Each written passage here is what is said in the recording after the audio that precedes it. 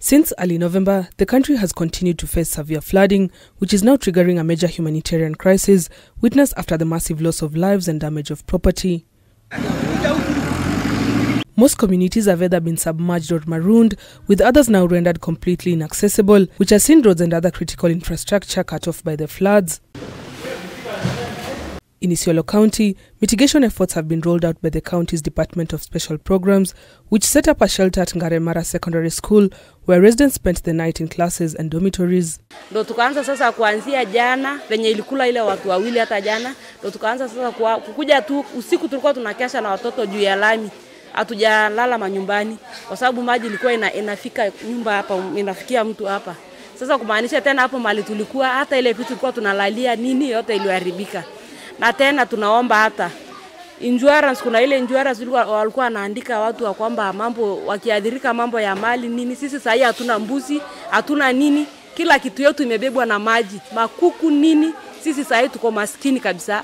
According to officials, women and children as well as persons living with disabilities were given first priority due to limited space at school. Hata saa ile asubuhi kuna watoto watatu ambao walikuwa wanafanya hii mtihani ya KCC.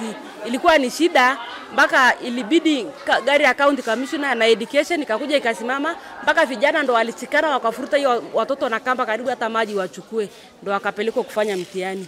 Sasa hata huko ile watu wamekaa huko sio kwamba kuna mahali watapita wakuje bandei, wamekosa mahali ya kupita. The county government has also provided non-food aid like tents, mats, blankets, sanitary towels, nets and food items. Paka saizi tuko na 2 deaths na pia kuna watu wamepoteza manyumba, kuna mifugo, ng'ombe, mbuzi ambaye zimekuwa washed away na hii maji. So kwa hivyo kumekuwa na distractions ambaye maji imeleta kutoka town, Isiolo town, lakini sana ni mvua ya kutoka Meru County, kutoka Nyambene inakuwa flooded. Ikipita Gambela yote inaelekea mpaka Ngaremara. So kwa hivyo yangu ni kuapili kwa mashirika hata partners tuweze kukuja pamoja kwa ushirikiano. The crisis has also saw the department issue food items including bundles of flour and dry food items to furnish the displaced families. Serikali kuu wale wanatangaza wanasema tumepea maserikali ya county pesa na hawajapea, na sisi raia tunasema pengine wamepea, wanatutasama tu hivyo, lakini tumejua ya kwamba mwambia Kachagua ile anasema wamepea serikali ya county pesa na hawajapea.